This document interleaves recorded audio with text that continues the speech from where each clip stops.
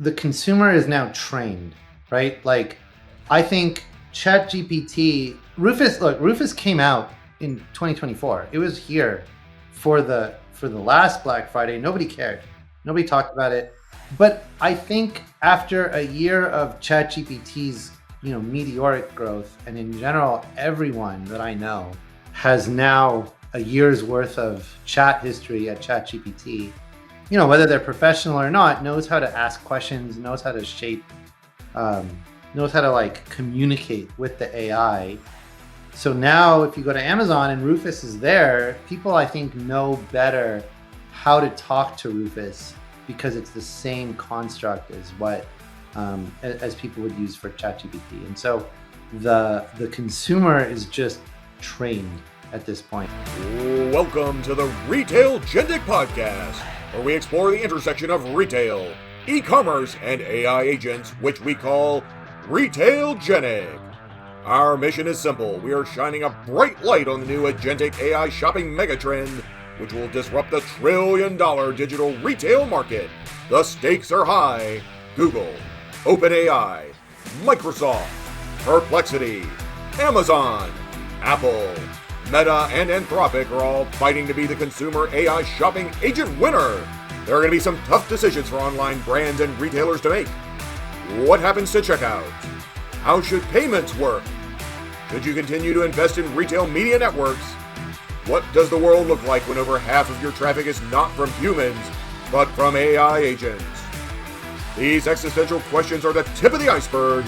On this podcast, we're talking to industry experts, analysts, and influencers to get answers to these questions, identify trends, and best practices. This is Retail Agentic, your podcast partner in navigating our AI shopping agent future. And now here's your host, Scott Wingo. Welcome to this episode of Retail Agentic. One common question I get from Substack readers and our podcast audience is, hey Scott, your content on ChatGPT, Gemini, and other agentic commerce engine is awesome, but can you tell us more about what's going on Rufus, Amazon's agentic commerce offering?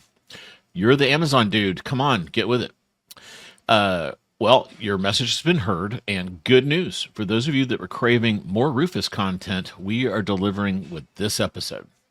I'm excited to have Ian Simpson, who is the Senior Vice President of Innovation and Strategy at Sensor Tower. We have scoured through all the data available out there, and Sensor Tower has some pretty cool data on what's going on inside of Rufus that I think you're really going to enjoy. In this conversation, we first go over Ian's background, his role at Sensor Tower, how he got there through an acquisition, and then we dive super deep into the data. First off, looking at where it comes from, so you have a good understanding of that. And then we look at the data from Holiday 25 that they have analyzed. When we go in the data, I think you'll find there's some really good actionable items in there for brands and some interesting insights. I was particularly fond of this 10 funnel profile kind of framework that Ian has come up with as they looked at the various Rufus funnels. We only go through one of those because for time, this could have been a 2-hour podcast if we went through all of them, but we will be distributing the reports along with this, so you can go look at all the other profiles and see what you want to do. I do have a note. If you're listening to the podcast, on this episode, we are going to go through a bunch of data, and it may help you to have a visual to go along with it. I always do my best to paint a picture with words for those of you that are listening, but maybe afterwards you'll go to the Substack where we will have both of the reports available for you to download and flip through and follow along with the discussion. I hope this helps scratch that itch to get more Rufus data. And now that we have a really good relationship with Ian, this would be a great one for you to follow him. And if we help them realize there's a big demand and we as an audience really like this data, we'll get more of it. So help me support that effort. Thanks for all the feedback. I hope you enjoy this one. Enjoy this episode with Ian Simpson. Ian Simpson, SVP, Innovation and Strategy at Sensor Tower. Welcome to the Retail Agentic podcast. Thanks, Scott. Happy to be here. You and I have been trying to record this, but we've been so dang busy, we haven't had a chance. I had NRF, you had CES, and then you ended up doing a day trip to kind of near NRF. It's been crazy. It's been crazy. The life of agentic rock stars. What can we I say? suppose so. I actually just point my finger at the conference organizers. I don't think it's on us. Yeah, it's going to get busier. Whoever planned to make NRF on the weekend before, right after CES. Yep, it's been that way since 1911, I think. So I don't think they're going to change. Let's start. You and I have chatted quite a bit, but you're new to the audience. This is your first time on the show, hopefully one of many. Thank you. You know, I am a super data nerd. You are too. So that's why I'm really excited to have you on. You have data. I have questions. It's going to be fun. But let's back up a little bit. Before we dig into Sensor Tower and your role there, give us the Ian Simpson backstory. The Ian Simpson backstory is actually like it starts out having nothing to do with tech. I started my career in politics a long time ago. Came out of undergrad caring a lot about international relations. Worked for the Israeli embassy in Washington, D.C. Got very into international politics, went abroad, lived abroad, came back, got my MBA, and then finally, sort of in the last decade, really got into the world of marketing, CPG, and then into tech. So it's sort of been this meandering path. The first real foray into it that I had was when I started my own bottled iced tea company called Teevolution back in the aughts. We were launching this bottled iced tea with the concept that we would donate a quarter, 25 cents from every bottle that we sold to charity, and ended up getting distribution across the Mid-Atlantic. We were in Whole Foods, but ultimately, like a lot of startups, it didn't work out. And so from there, I was able to jump into the Wonderful company, which owns Palm Wonderful, owns Wonderful Pistachios. I started there in the consulting world. I had this stint at IBM as a consultant for a long time, and once I was working there as an internal consultant on all the brands, ended up becoming senior brand manager for Palm Wonderful. And so that was really like the first time that I had worked in the realm of big business, CPG, building relationships, not just from an advertising perspective, but as a brand manager, also building all the retail relationships and understanding how our wonderful company sales team operates. And so when I left that, I decided my next big jump needed to sort of get out of the product space and into the tech space. And because I'd been working so much with like Nielsen data and other data that came in about how our products were selling and all that kind of stuff, I took an interview with Pathmatics in Santa Monica toward the middle of 2017. And essentially, Pathmatics was building the Nielsen data of digital, having digital advertising data across display advertising, Facebook advertising. At the time, it stopped there. But I came on to run the consulting arm of Pathmatics.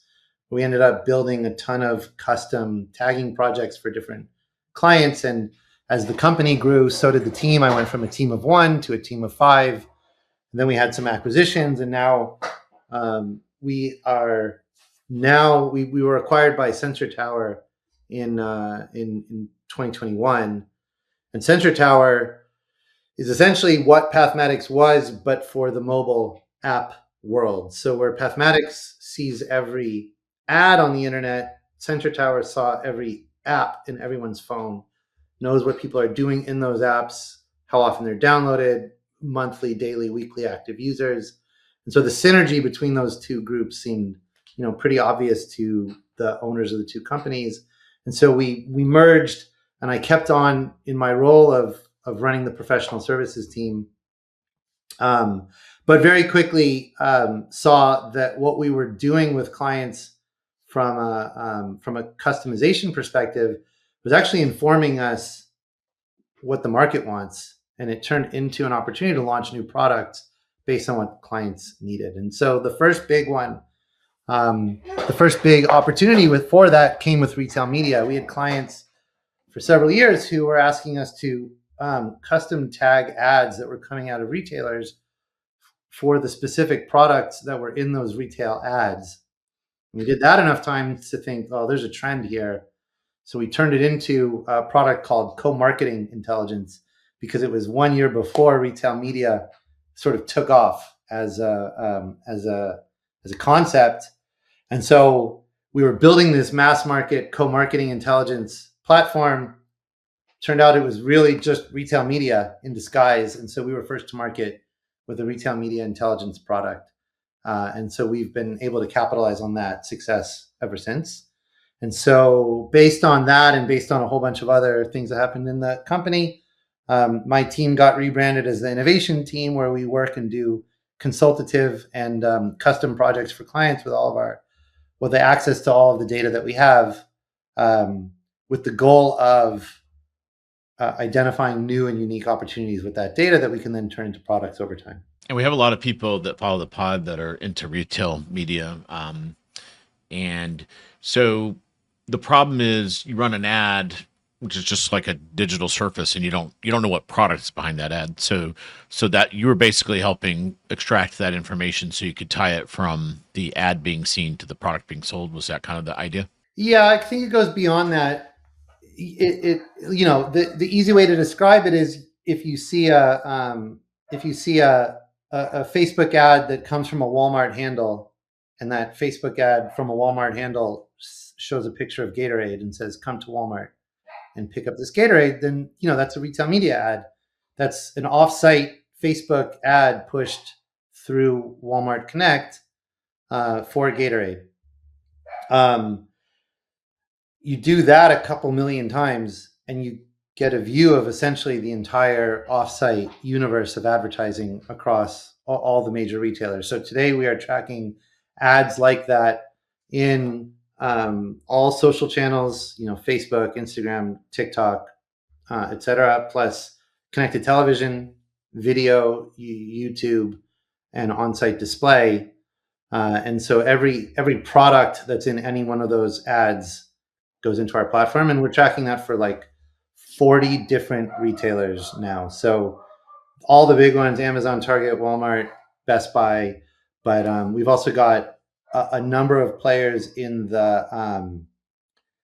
different specific verticals. So we have Home Depot and Lowe's, we have Sephora and Ulta, we have Chewy and PetSmart, and then a smattering of others. So we've really got a lock on the full view of what's happening in the retail media space. And right now we are developing for the first time a retail search component to it, which will round out the full product view. We'll know who's buying advertising in offsite and onsite and in search across all the major retailers. Is there like a software as a service interface that retailers and CPGs come in to run queries against this data, or is it a big data feed you provide people? Who is the customer in this? I understand the data, and how do you deliver the data? Yeah, so most of our clients have access to our dashboard. We have 4 major products that we deliver on. We have a product on digital advertising, a product on mobile apps, a product on gaming. So we have intelligence on what's happening in Xbox, PlayStation, etc. And we have a website product where we have visits and all the kind of vital stats on websites around the world. So any one of our clients has access to our platform, and then depending on the package that they get, they have access to different cuts of those different products. And retail media sits under our digital advertising product. So if you are a subscriber to digital advertising, you can add on retail media to have access to all of that data. And the cool thing about it is that it's designed in a way to show you the sort of omni-channel view of what's happening in the market. So, like if Pepsi is a company that you are interested in seeing You'll be able to see how Pepsi is advertising across all of their owned and operated digital channels, across social, and then across retail media all in one view. So you get the full campaign for any one of their products at any given time. We're going to dig into, you guys have a bunch of agentic commerce data. Let's start there. What lead is this retail media network kind of piece? So you kind of started digital advertising, and then you have RMN. Is that what led you into this agentic commerce, kind of like starting to get curious and saying, I wonder if we could add some value here? Or was there a client that came to you and said, I desperately need to learn about what's going on? Like, how did you get here? Yeah, so I think let me back up 1 second and tell you about our methodology. We have a massive panel of people all around the world who've essentially given us permission to look over their shoulder as they're using their phones or their computer or their television, and we can sort of pick up on the signals that they're getting through the mechanism of just their own natural navigation. It's all very PII compliant. I want to make sure I say that. Double opt-in, GDPR. We're very, very proud of our privacy, policies and the way that we protect our consumers. But we have all this data flowing in, so we see the ads that they see, we see the channels that they're on, we see the apps that they see. And so all of that data is funneled into those 4 major products that I mentioned earlier, but we are actually picking up on signals from all over the internet that we're not necessarily productizing. And that's where my team comes in now. We are working with clients to capture whatever a client might want out of that data, even if it's data that's not productized. So, about 18 months ago, we started getting requests for what's happening in the world of AI in general. Who's using ChatGPT? Who's using Gemini? What kind of trends are we seeing in terms of moving away from standard search into those AI channels? And so even back a year ago, we were starting to pick up on a lot of the shifts that were happening. I think 2025 has clearly been an inflection year for AI. People are using it now in ways that a year ago they definitely were not. The phrase agentic is a phrase I learned in March of 2025. Like, I remember the specific moment that I learned it. And then, since then, it's the only thing anyone talks about. I learned about MCP this year. Now people are kind of like over MCP and moving into ACP and now UCP. So the world is moving really, really fast. And what my team did was sit with our leadership and sit with our engineering teams and say, like, we may not have products for this data yet, but we need to make sure we're collecting it. And so we've been collecting as much AI data as possible for the better part of a year and a half. Now in our platform, we are building AI tools for clients, starting with some of the data that you've seen, the referral data from AI into other websites, citation data. When someone asks a question of ChatGPT and ChatGPT cites an ad, cites a link, we pick up the link. So we're able to get, citations and referrals, and then look at the traffic as those referrals go out. So in our platform today, we have started to report on, how often are LLMs referring people into Amazon or Walmart or Best Buy or any website that you want. But in the raw data, my team has had a field day digging through and trying to come up with new and interesting ways to view the world. So the last thing I'll say is, with the lead up to Black Friday, it was pretty clear that that this was going to be the first Black Friday where AI had a role to play. Whether you call it agentic AI, whether you call it AI, whether you just call it better search, AI has had a role to play in Black Friday like never before. And by next year, I can't even predict what kind of a role AI is going to have. I mean, you said it, I think, in your last podcast, like you had to change, you had to change your script almost every day during November, because every company was announcing new products like in real time during Black Friday. But I expect a lot of that's going to be settled by this time next year. So not only is it important for us to track what happened in Black Friday, but also to hold on to it so we could do the year-over-year comparison. Yeah, and what I want to do on the podcast is kind of two chunks. So you've put out some two reports that are really awesome. There's what I'm going to call the January Rufus report, and then the mid-December kind of Cyber Week report. And we're going to start with Rufus, then we'll go into Cyber Week.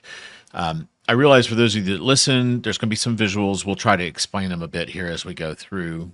They are available in all the show notes in your audio podcast listener.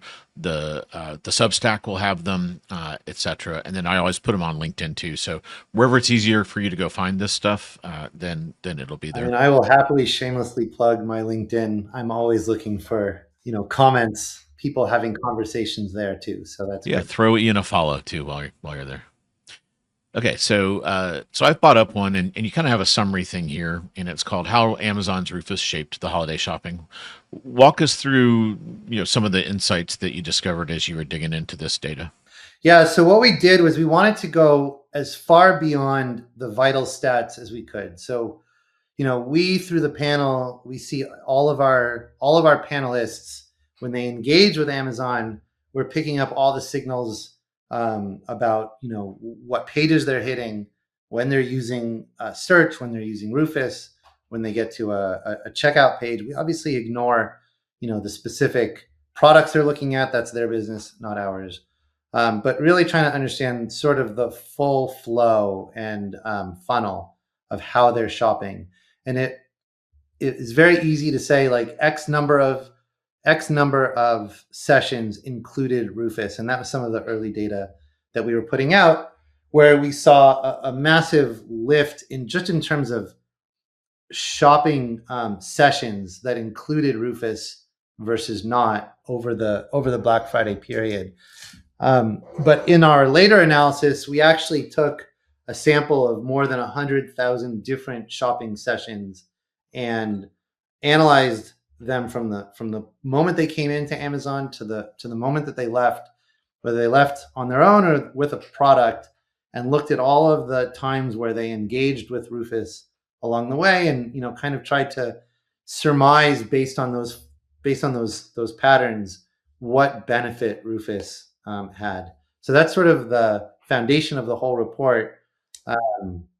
You can see clearly some major summary stats right here. We saw that Rufus sessions had a conversion lift of 3.5 times non-Rufus sessions, with about 36% of all sessions ending in a sale versus 10 or 11% that didn't. Of all the shopping sessions over a Black Friday, Rufus contributed to about 40% of those.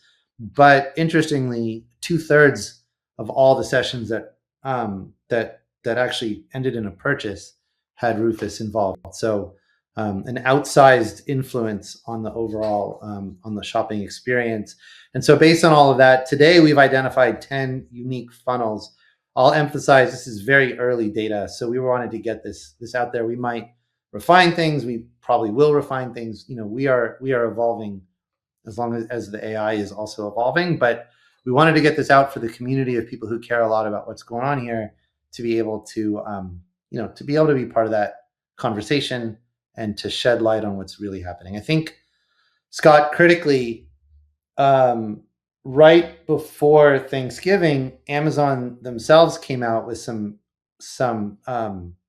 stats about Rufus, where they said that Rufus had contributed to an annualized $10 billion worth of incremental revenue. And that was using a 7-day attribution window. So what Amazon was doing was saying anytime a consumer touched Rufus, if they bought something within 7 days, they were giving credit to Rufus. And that felt to me, frankly, a little far-fetched. And I think a lot of people, kind of had to squint sideways to see if Amazon was telling them the whole story. And so for us, what we did is we used a 1-day attribution window, so severely shrinking from 7 days to 1 day. And indeed, the data looks very good for Rufus. And we can talk more about all that, but I'm not here to promote Amazon, but I am here to say that from what we saw, Yeah, there's and at definitely a an 30,000 foot impact level, I from find this Rufus versus super not helpful having it. because, as you know, Amazon has built this thing that's just like not only is it a black box, but it's built of titanium, right? It is an impenetrable black box. They don't want any bots to get in there. And we talked to all these brands, and they're asking, "What do we do?" Okay, it's great, ChatGPT and all that. What do we do about Rufus? And I think just showing that this is important and some of the things that can happen here if you get it right are important. And I know this drives you crazy, but I like to make sure I understand the data by asking fundamental questions. So, and you and I have had a lot of email back and forth on this. And so, so like, let's talk about, so you talk about a 3.5x conversion lift. So basically, whatever the starting point is, let's say it was 2.2%. That's without Rufus. So there's this set of people that were, touched Rufus in the day, and there's a set that didn't. And let's say, just to give it a real number, let's say the ones that weren't involved with Rufus converted at 2%. And that must mean, if I multiply that out, then the others got enough of a lift that they were at 7%. Now, I realize that's not the absolute number, but I'm just like, I like to tie it to absolutes so I can just make sure I'm understanding what you're saying. Yep. You're saying it exactly right. You're saying it exactly right. Sometimes there's a causality here. Like, is that because the people that used Rufus were more in market, or do you think that you think that's a really clean A/B test? I don't, if I'm being honest, and I've said this in my posts. There's a few caveats that I think are really important. The first is a non-Rufus session today could include things that don't have to do with shopping, and right now we don't know. So a non-Rufus session could be a return, could be someone checking their account. So there's some variability built in versus a Rufus session, which we believe Rufus is only focused on shopping. Although I do think you can look at past purchases and things like that. There, of course, is a question of is the shopper that uses Rufus more likely to buy because their intent is higher? So there's a chicken and the egg question. There's a causality versus what's the phrase? I lost it. Causation versus correlation. So 1, 2, 3. Of course, there's a causation versus correlation question. We tried to isolate that out as much as we could by looking at the funnels themselves and seeing that as you map out different funnels and what people are actually doing, you can start to infer where Rufus jumped in and supported the sale. So should you take it with a grain of salt? Of course. I think any data you get on any topic in 2026, you should take with a grain of salt, whether it's about AI or retail media or whatever. I think, there's a lot of pontificating everywhere. We're trying as hard as we can to shed some real light on what is actually happening wherever possible. Yeah, I think the message to brands though is if there's a high intent consumer, they're going to use Rufus. We don't know why or the causality or the correlation, but most likely your product is going to go through Rufus, and you need to really focus in on that. Versus having 20 years of optimizing the search experience, we now have a new discovery, research, buying experience that is very heavily touched. That's directionally true. What I would say is the consumer is now trained, right? Like, I think Rufus came out in 2024. It was here for the last Black Friday. Nobody cared. Nobody talked about it. It was hidden. It was mobile only, and you had to it was not clear how to, yeah. But I think after a year of ChatGPT's, meteoric growth, and in general, everyone that I know, everyone that you know, probably has now a year's worth of chat history at ChatGPT, knows how to whether they're professional or not, knows how to ask questions, knows how to shape, um, knows how to like communicate with the AI. So now, if you go to Amazon and Rufus is there, people I think know better how to talk to Rufus because it's the same construct as what as people would use for ChatGPT. And so the consumer is just trained at this point. And I think Amazon is there to take full advantage of that training. Um, Now, how a brand can optimize for that today, I don't think I know. I think that there is some advertising in Rufus. Um, I don't know how it impacts the results. That's my job. We'll save that for a future Fair enough. podcast.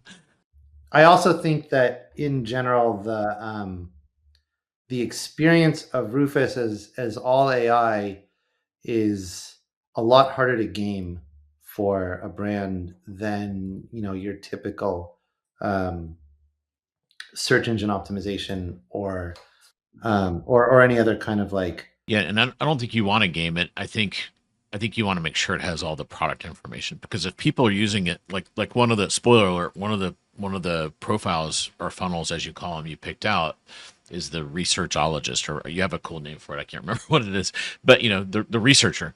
And that's how I've been using Rufus. It's like a really good, like I narrowed down, a small appliance to 3 choices. Rufus has this feature. It's like a compare products or something. I put them all in there, and it was like the best experience ever, because I was having a conversation with Rufus about these 3 products, and it had so much information about them. I could finally get an answer. Where I've been in the store looking at the boxes and stuff, and I'm like, I can't figure it out. I've looked at the 3 websites and can't figure it out. And it was like by far the best experience. But if it didn't have such good product data, which is more frequently the case, this one that it happened to, that's where brands and brands can have a pretty big impact. It's just making sure, because we've gotten so many years of optimizing for keywords, a lot of times we're not giving enough product attributes for Rufus to have enough meat on the bones to have those more researchy conversations. Yeah, I mean, I can give you one of my own experiences. My cup holder in my car is built for a wide cup, and I never have one. I just have a normal cup, and it always is rattling around. So I went to Amazon to see if I could get like a cup holder reducer, something that would just, And so I typed in to the search car cup holder reducer, and I got a bunch of garbage that had nothing to do with what I wanted. So I went to Rufus, and instead of doing a search, I just said, here's the problem I'm trying to solve for. And then I didn't even use keywords. I said, I have these cups, they fit a normal cup holder. My car is a Kia EV9. It doesn't have a normal cup holder, it has a big cup holder.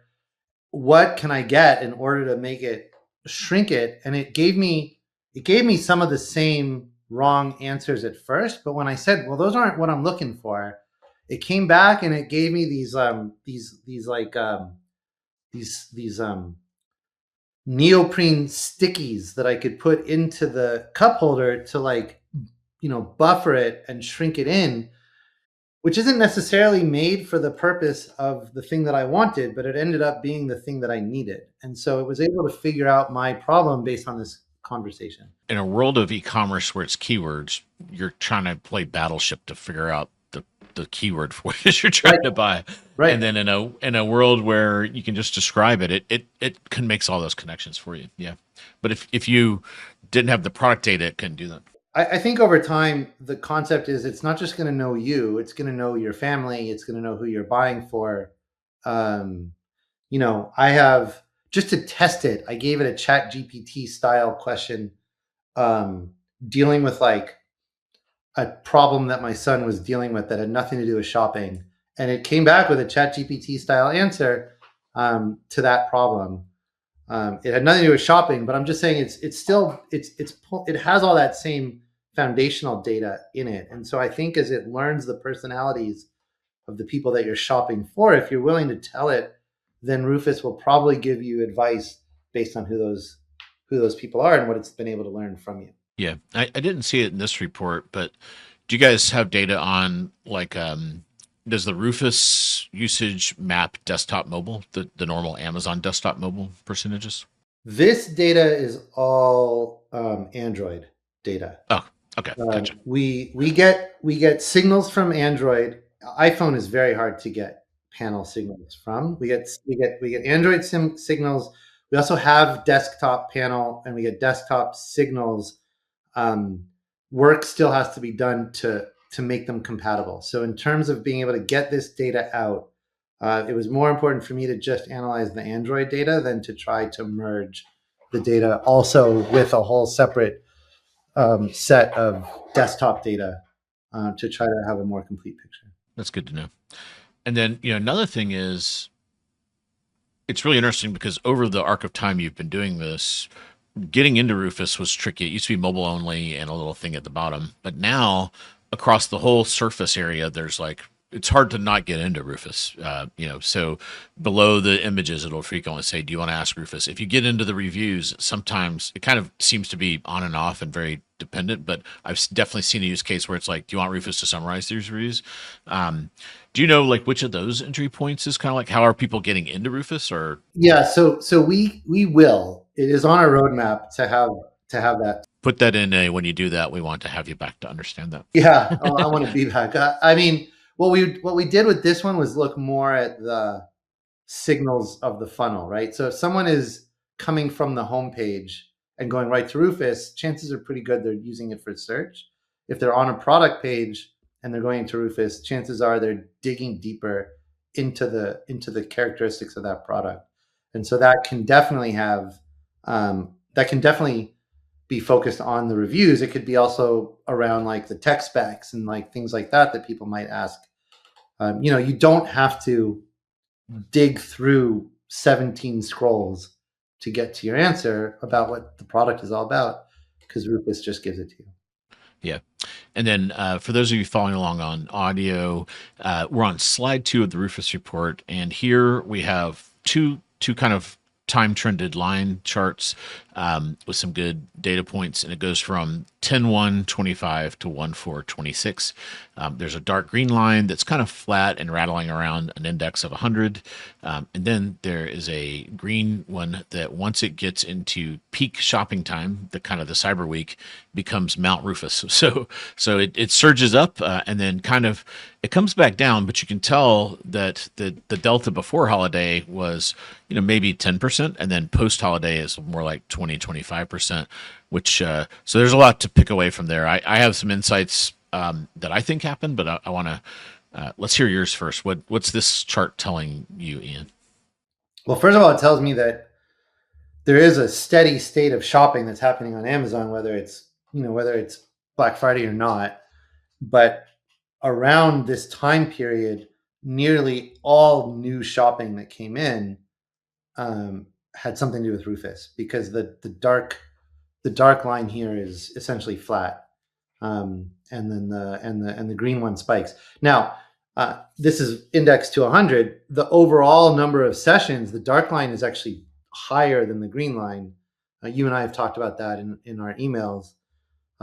But from an incremental perspective, all new shopping came in with Rufus. Now, the other thing you can see here, this is weekly data. It is Sunday data delivered only on Sunday. So there's like what's missing in this chart. You see that little mini spike between 10.5 and 10.12. On 10.5, there's a spike, but actually on 10.7 and 10.8, there was a Prime Day. And if we had mapped out all of the daily data, you'd see another spike right in there.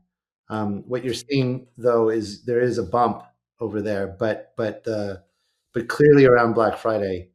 Would that spike be as big as Mount Rufus, or it would be the little Rufus foothills?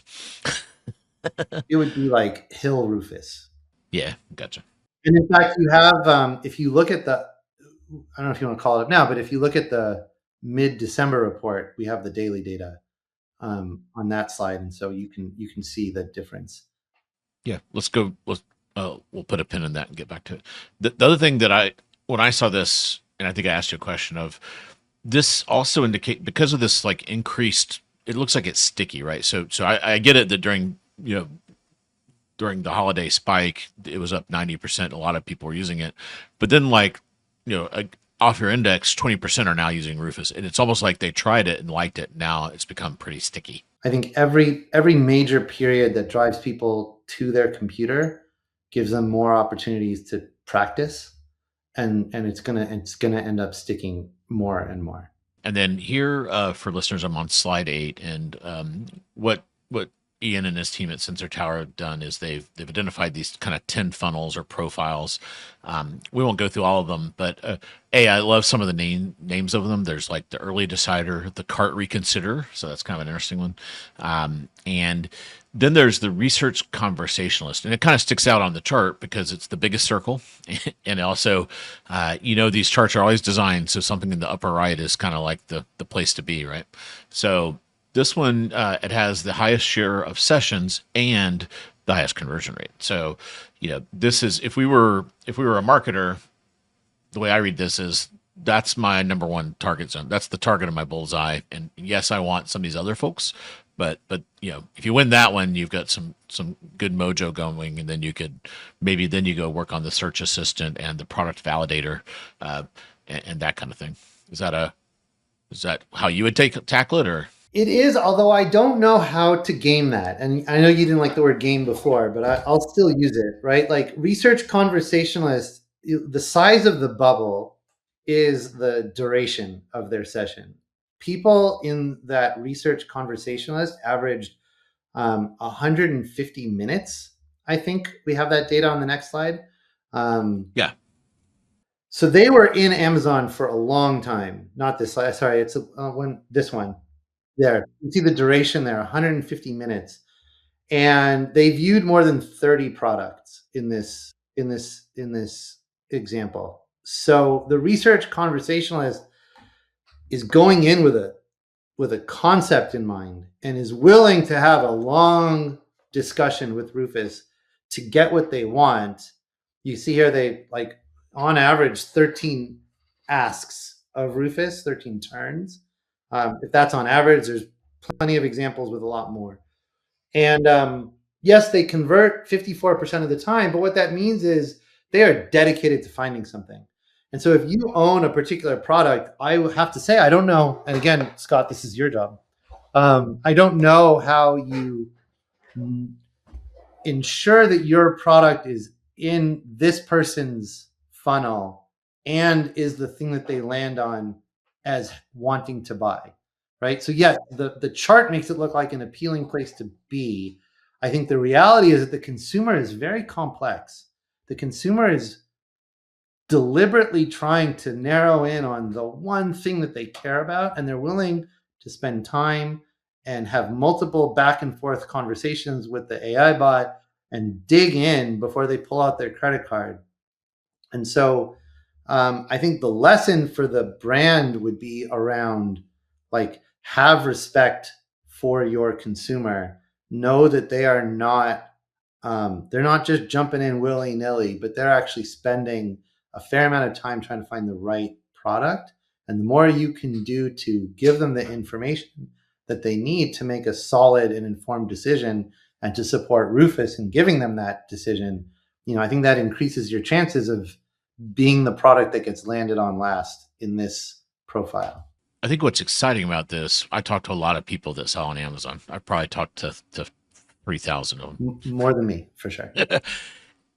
Everyone assumes it's a game of keywords and price.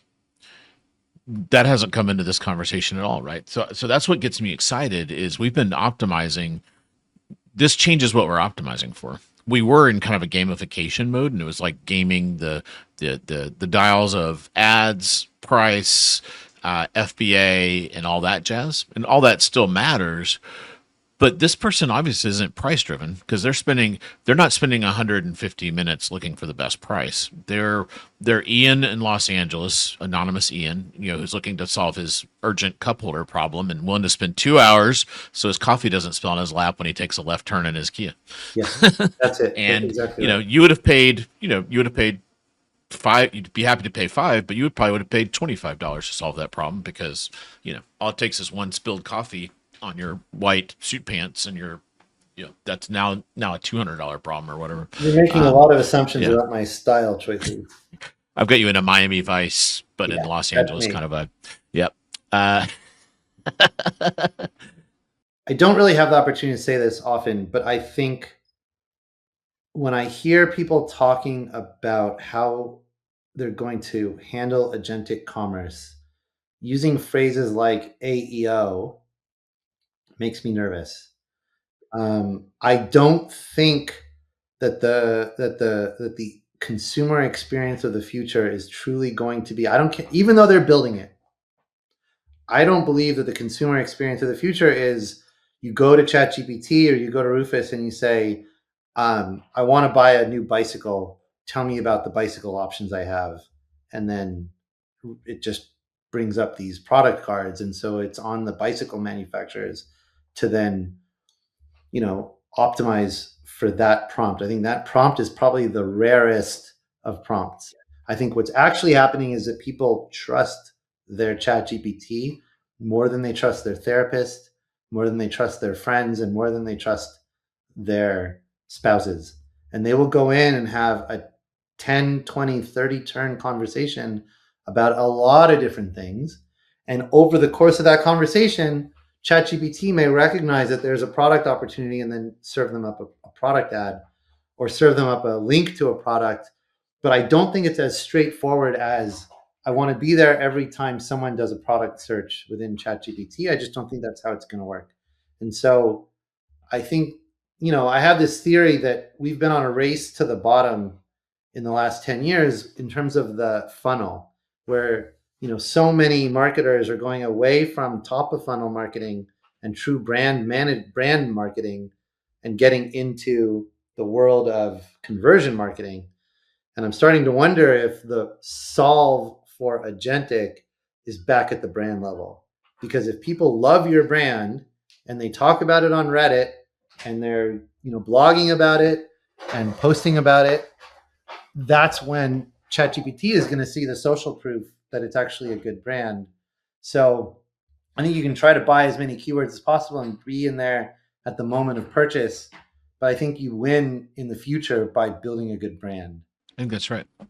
Yeah. The other way I frame it is, think back to when you had your tea company. You came up with that because you had an idea and you saw a hole in the market and you were very passionate about it. You could probably have talked endlessly about your tea product, right? I actually have. I'll give you a little down. That's my. Oh, see, there you go. This is from our trade show. Twist, sip, drink with purpose. See, you've got a give back kind of a Tom's kind of element to that product. That's so.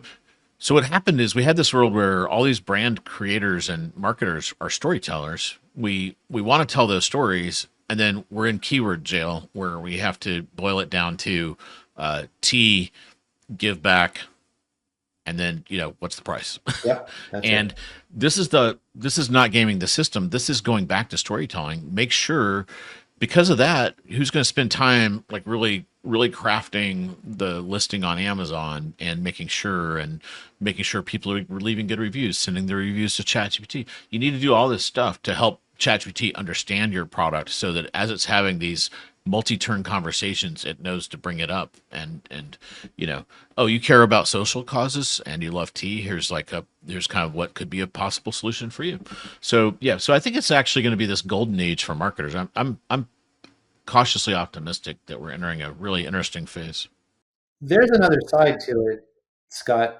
I mean, in our research, we saw examples of ChatGPT talking down products too, right? Like there was an example of someone asking ChatGPT, you know, I'm debating between these two sunglasses. One of them is this premium. I won't say the brand, but one of them is this premium brand that's $500, and one of them is, still premium, but $100. Asking ChatGPT if it's worth it to spend the extra money, and ChatGPT comes back and says no. It's just you're just buying the brand. If you want to buy the brand, go for it, but materially, you're not getting substantively something more. And I bet you that company would love to know that ChatGPT is guiding consumers away from their brand almost more than they would want to know how to make sure that ChatGPT is promoting their brand, right? So I think, Now, I also don't know who that consumer was, but if ChatGPT knows that that consumer is price conscious, ChatGPT is probably going to guide them away from expensive brands no matter what. Whereas if that was a luxury purchaser, someone with a bunch of, disposable income, the answer might have been completely in reverse. So that whole AEO thing is very complicated today in a new and in completely new way. Yeah, if you're going to use it as a directional data tool. Do not use it to create content. I think that's going to be no bueno, and that's not going to be good. A lot of them are getting into this content creation. It's like, oh, people aren't choosing your brand. Click here to generate some content. So then they go generate a listicle and then publish it somewhere. And I just think that like self-publishing review data is like really bad. It's not great. I will say we are working on, it is going to take us a long time to figure this out, but we are working on how to actually inform how to actually inform businesses and brands what really matters in the AI space. And we're doing it. It's going to take a while because we're doing it very deliberately to be incredibly helpful, but also I think it's really important. I've said this before.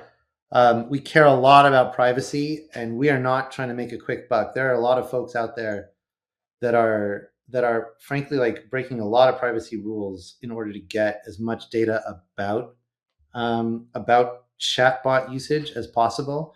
And we've completely pumped the brakes on it in order to make sure that we're privacy compliant in every way possible. Yeah, I've seen some of the AEO guys on podcasts, and I saw one of the hosts dig into the panel, and they diverted away from that, which is like a little red flag. Yeah, you offer up your, even when you write your reports. I like at the end you're very clear in where this data is coming from, and I like the transparency that you guys have. We're very transparent and we stand behind it. And we talk to clients all the time who tell us that we have the most thorough approach, not only from our methodology, but also from a privacy point of view.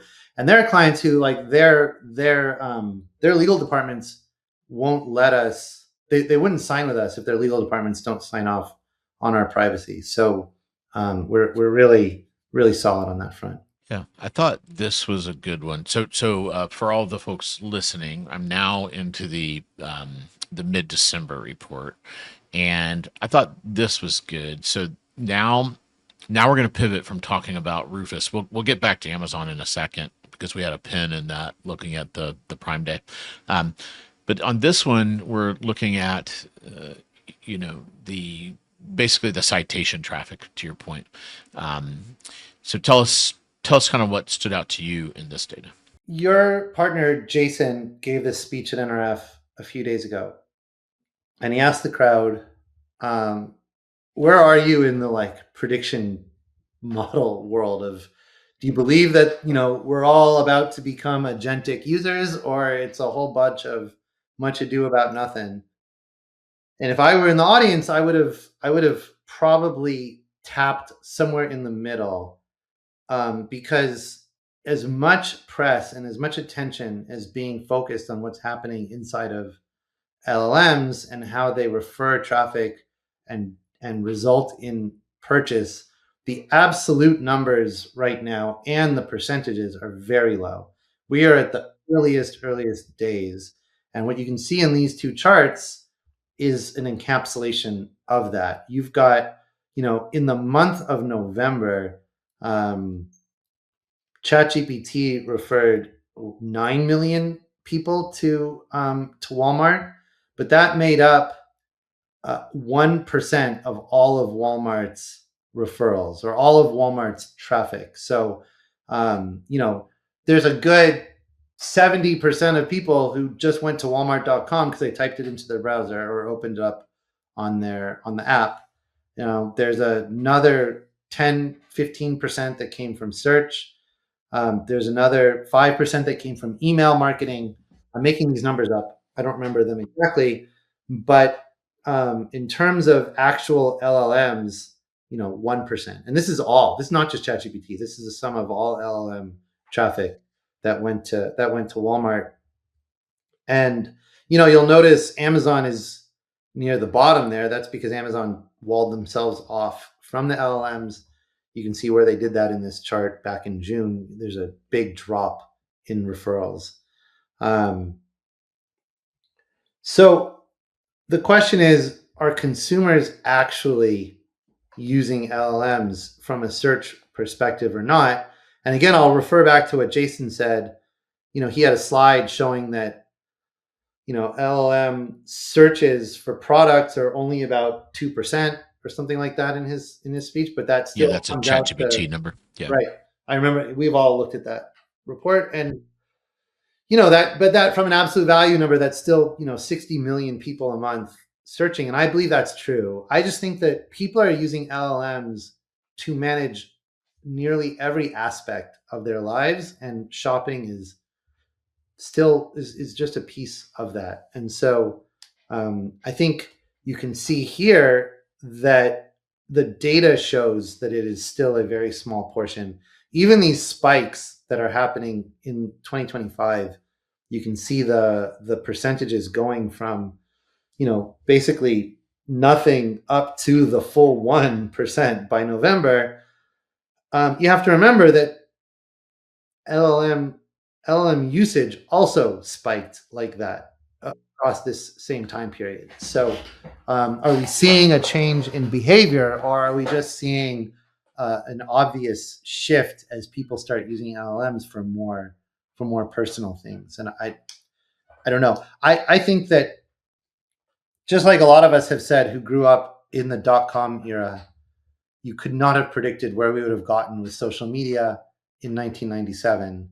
We are all sitting here looking into a future that is so impossible to predict that when it's 2045, we will be laughing at every one of these conversations and just how far off base they were, and how, the society has shifted in ways that we could never predict. The bull case is this is the beginning of a logarithmic trend, right? So obviously OpenAI believes that. Anthropic they're spending as if this is going to continue. They see signals on their side that yeah. I think there's no doubt that the investment's being made to arrive there, and I think that that's appropriate. Frankly, I really do. But I think we'll see if consumers go along for that ride, or if they take us in another direction. Here you can see that the hill from October 8th. Yeah, for listeners, I'm on slide 2. It's got kind of a three card slide, and the big card on the left is green, and it shows the daily Rufus activity with that kind of Prime Day spike. Cool. So there's tons more. I don't want to spend all our time going through slides. So just five more minutes. I know you got to cut out here. Okay, so let's take all the knowledge Ian has in his head of what it looks like today and project forward a little bit. Like, you also live in the retail media network world. In this world, I know the retail media network people, a lot of them are the biggest naysayers of agentic commerce, and I sense that's because they're worried about this. In a world without clicks, what happens to retail media networks? What do you think? Do you have any tea leaves on that? I'm asking the tea guy if he has tea leaves. Fair point. I don't know about tea leaves. I can tell you what I think, what my observations are. I think retail media came of age at a time when everybody thought that cookies were going away. And the solve for a cookieless future was retailers who had audiences that you could actually know who they were, and then get the closed loop kind of reporting. With the cookie going away, retail media is just media, right? Like, I know advertisers are comparing, they're not comparing retail media players against other retail media players. Their advertisers are comparing retail media against media, right? Like, if they have $1 to spend, they're going to put it where they have the most, where the most efficacy, where they can, unless there's some, contractual reason, right? If you're selling at Walmart, you might be forced to do some advertising at Walmart. So I think as this world grows, I think that the retailers are doing everything they can to be part of it, but their motivations are hopefully such that they are thinking about every way that an advertiser can advertise and trying to create the most value out of their assets that they can to create a place where it makes sense for an advertiser to advertise. So I'm not the kind of person to prognosticate on, what direction it goes in, but I can tell you that it's very, very bifurcated. We all know that. There are a million places that advertisers can put their dollars, and it is very hard for advertisers as humans to manage all of them. And retail media definitely made a play for those budgets at a time when it was very advantageous to do so. And today it is somewhat less advantageous to do so. So the question is whether or not they can actually, now that they've built these media companies and they have some of this expertise built in, do they have enough wherewithal to be able to pivot with the times and stay on top of it? And some will and some won't. But there's going to be a lot of experimentation, which I think is interesting. And so we'll have a lot to talk about over the next couple of years, which is great. But I don't think the consumer cares one bit about any of this, right? Like everything that we're talking about is inside baseball when it comes to, the consumer doesn't think in their lives about the funnel. They don't think about consideration. They don't think about conversion. They don't think about awareness. They're just doing what they do. They don't know that everybody else is trying to manipulate them into, one of these buckets one way or another. And I have a feeling that if the LLMs play their cards right, I think they're going to try to slide into a place where it is not so obvious to the consumer, right? Like none of us want the experience of 5 sponsored pop-ups while we're in the middle of chatting. And I think, it remains to be seen if we're moving in a direction where it's seamless or my doomsday scenario is like Minority Report, where you walk down the street and you just get pummeled with advertising all day long. I think everybody wants to try to avoid that if we can. Yeah, I feel like we've already kind of been there with the. I think Amazon's way jumped the shark on the monetization of their SERP and their homepage. It's just like really hard to find anything, which I think is one of the reasons that's driving Rufus usage. Which leads to my next question. One of my predictions for this year is there's going to be I know this is going to happen. I just don't know when. I think it'll be this year because I'm seeing everything accelerate so fast. But I think Amazon will flip and they'll basically make Rufus the default experience. The search it may be like Rufus powered or something, but the part that'll be hard about that is they will have to, they'll have to solve this ad piece or else they'll have to basically, say goodbye to like 60 billion or some decent chunk of 60 billion of revenue. I have a feeling they're not going to say goodbye to $60 billion worth of revenue. That's a good guess, but yeah, they'll have to find out how to fill that hole. But it is hard to argue. It is filled some. You could get rid of some advertising by having people in Rufus if it is converting at 3.5 much, right? Because there's dollars that's spilling out. It may not be the 10 billion downstream for the 7-day window, but that's a material number for what is Amazon, like 400 billion worth of GMV flowing through there. That's how you make it up. One way to make it up is in transaction dollars. Do you think Amazon will eventually flip that and that will become the default experience? I mean, I'm certain of it, but Amazon's UI may no longer be the UI that we are familiar with, right? And so I give Amazon credit, I think everybody does, for being an incredibly innovative company. I don't think that they're going to screw this one up. I think they're going to experiment a lot. They have a captive audience of Amazon buyers. I don't see Amazon going away anytime soon. So, unless you believe that some up and comer, even something like Temu, is going to somehow unseat Amazon. I will say, when I talk to people, the bigger issue is just the plethora of irrelevant products that are on Amazon, right? And the fact that Amazon, some people still believe that Amazon is a store and not a marketplace, but it's a marketplace. And so there are so many knockoff products and so many random products. I have a feeling that they're going to figure out how to make the legitimate products stand out in ways that the knockoff ones don't, right? And so from that point of view, that would be a positive change in the experience for the consumer. You probably have a much stronger opinion than I do. Like I do not have a background in Amazon shopping. I'm not like a Kiri Masters working on Amazon for the last 15 years. I just know it as a consumer, and then as someone who's observed it in the data right now. But I do think that I think we all know, whether you use it or not, that Facebook has jumped the shark on that. There's way too much advertising in Facebook, and everybody feels that, whether they continue to go back or not. I think Facebook knows it. If you look at the app, they have created a whole new wall called Friends, because your actual Facebook wall is all ads and groups. If you want to see what your friends are doing, you have to click the Friends button to like get away from it. And we see it in the data that something like, if an ad campaign gets 3 or 4 different impressions per consumer on TikTok or on Pinterest, it gets 20 to 30 on Facebook, because Facebook is just pummeling you with ads.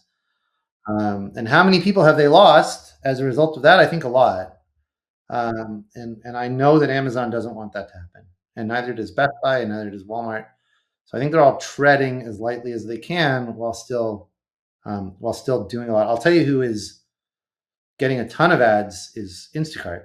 Instacart has, if you ever go to Instacart, it's like 60% sponsored results, and our data bears that out also. So Instacart is kind of the Wild West of advertising. If you want to do a bunch of experimentation and see, like if you want to try to sell wine to cheese lovers, Instacart's the place to do it, because they allow conquesting in a way that Target and Walmart do not. Cool. Well, Ian, I could talk to you for another hour, but I want to be respectful of your time. And I hope you and everybody enjoyed it. I'm trying. I am actually trying to make it as interesting as I can. This is good. You're talking to our people. We love data. We love insights from data, because it's kind of how we can squint and see the future. So we really appreciate you bringing this data to us. Look forward to what else you publish this year. If people want to follow you, where should they go? If they want to follow me, they can just find me on LinkedIn. Throw it in the LinkedIn search, Ian Simpson, Sensor Tower, and it will pop you there. But Sensor Tower is a great company that's doubled in size, every year for the last couple of years. And so if you really want to know what we're doing, come be a part of one of our products, because we've got amazing data that helps a lot of people.